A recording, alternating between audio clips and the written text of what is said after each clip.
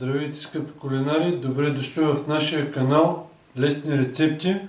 Днес ще приготвим едни много лесни понички с течен шоколад. Ето и необходимите продукти. 500 грама брашно, предварително пресято, 250 мл топло прясно мляко, едно яйце на стайна температура, 11 грама суха мая, 8 грама ванилова захар, 2 супени лъжици кристална захар, 60 грама краве масло на стайна температура, една чайна лъжица сол и тук имаме около 300-350 грама течен шоколад и малко пудра захар за поръсване. По желание пудрата захар. Сега започваме първо с активирането на маята. Към млякото прибавяме половината от захарта. Прибавяме и сухата мая. Разбъркваме да се разтвори захарта. След като се разтвори захарта, ще изчакаме 10 минути да се активира маята, след което ще продължим. 10 минути по-късно маята ни е вече активирана. Сега започваме да умесим тестото.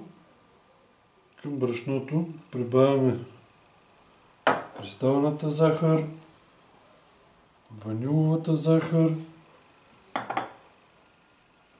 и солта.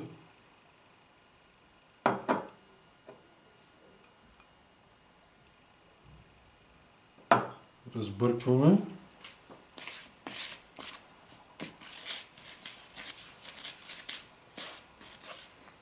Оформяме кладенче.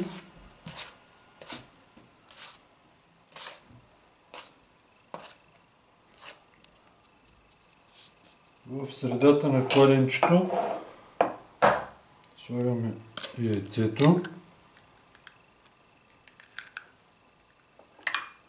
маслото,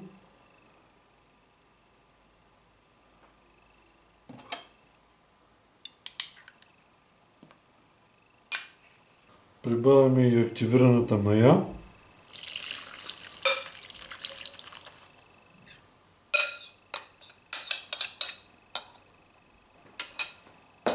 И започваме да бъркаме. Трябва да се получи меко тесто. Не дейте да добавяте много брашно евентуално. Ако е прекалено лепкаво, 1-2 супени лъжици, не повече. Тестото трябва да е меко.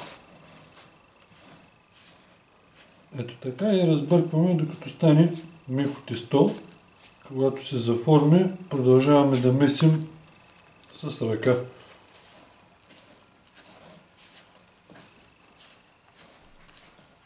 Ето вижте как се получава тестото.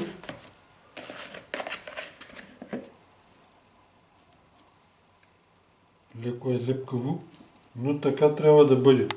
Не дейте да добавяте много брашно. Оформяме си една топка. Сега прехвърлям го в ето тази купа.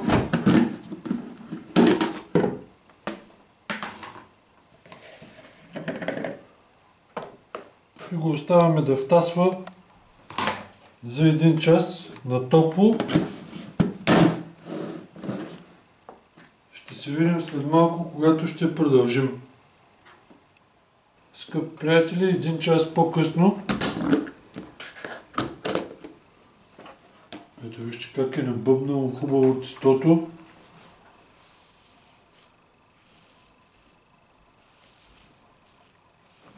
Пухкаво, нежно тесто. Изваждаме въздуха.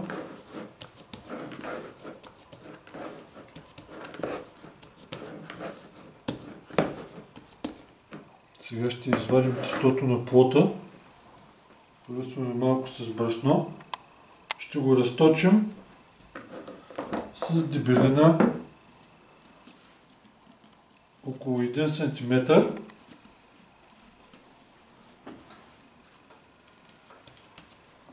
Рисуваме малко брашенце и започваме да разточваме. Внимателно.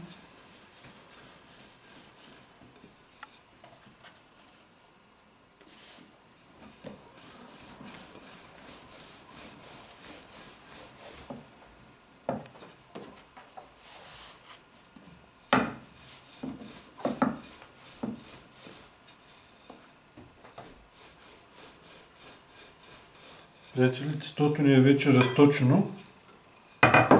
Ето вижте каква дебелина е.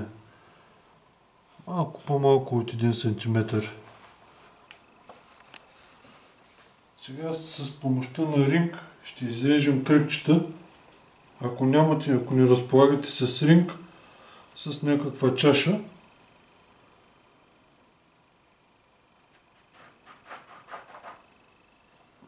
трябва да се получат ето такива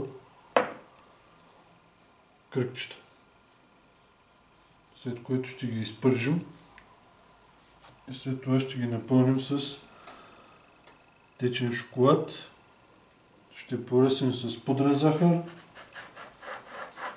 Ще станат много хубави понички, гарантирам ви. Ето, продължаваме така, докато изрежем цялото тесто. Остатъците, които остават, събираме, премесваме, отново разточваме.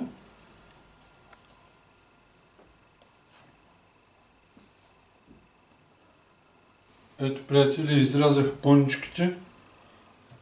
Вижте как даже толкова е живо тестото, че се надува още в момента на самото рязане.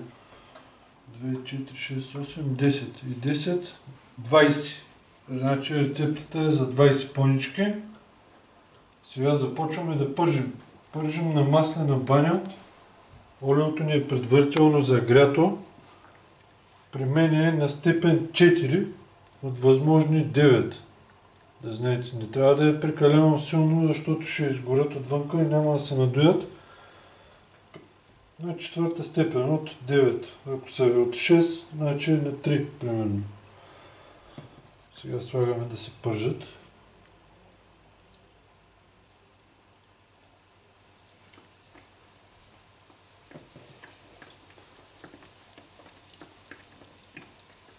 Ето така. Сега ще започнат да се надуват.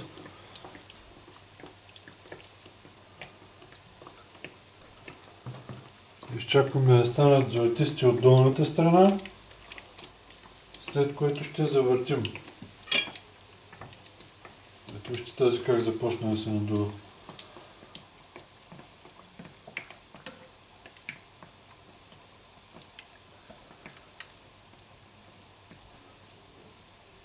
Още иска. Стават като балончета. Ето такъв цвят трябва да станат. Хубави златисти. И ги обръщаме. Хоп. Вижте колко са красиви. Не трябва да ги натискате с щипката в никакъв случай, за да не излезе въздуха. Сега ще ги изпържим. Значи някъде около 1 минута от всяка страна. По минута от всяка страна и вадим върху хартия за печ, върху хартия кухненска да се отседат. След което ще ги оставим да изстинат и ще ги напълним с течен шоколад. Ето, приятели, първата партира са готови. Добре изпържени са и от двете страни. Ето вижте. Челхаят замирисаха като понички. Тези, които по улиците ги продават. Някой ден ще направим някоя рецепта за понички с ванилов крем. Аз лично много ги обичам.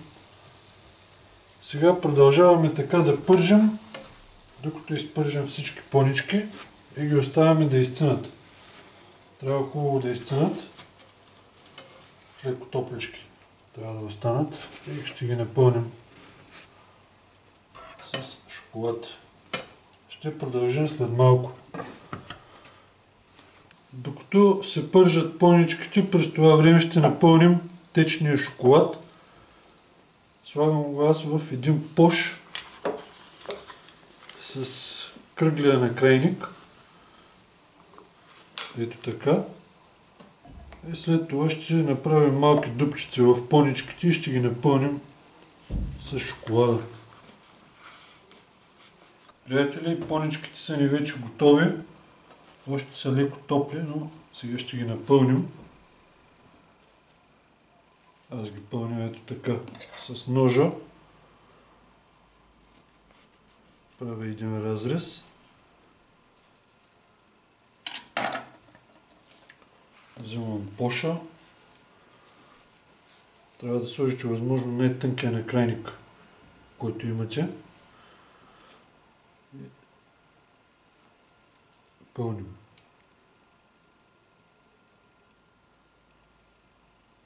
Хоп. Нареждаме в чиниката. И повтаряме същата процедура и с останалите. Срязваме леко и пълним.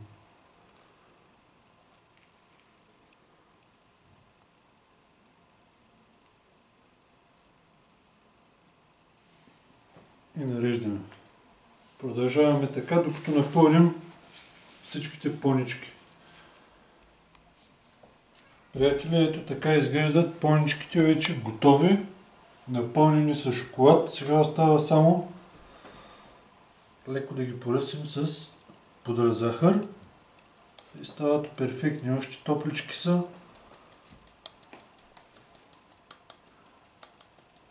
За любителите на шоколад това ще е страхотно изкушение.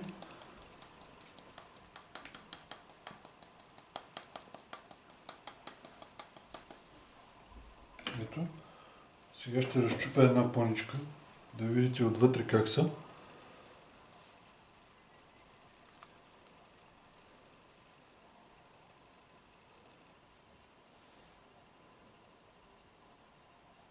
Страхотно изглеждат. Ами това, приятели, беше моето предложение за вкусни, бързи и лесни домашни понички с течен шоколад. Ако ви харесват нашите рецепти, не забравяйте да се абонирате за канала ни Лесни рецепти. Абонирайте се и за другия ни канал Поверително от кухнята. Очаквам тези от вас, които са приготвили ястия по нашите рецепти, да пишат долу в коментарите как са се получили нещата. И пожелавам ви хубав и усмихнат ден. Довиждане и до следващата рецепта.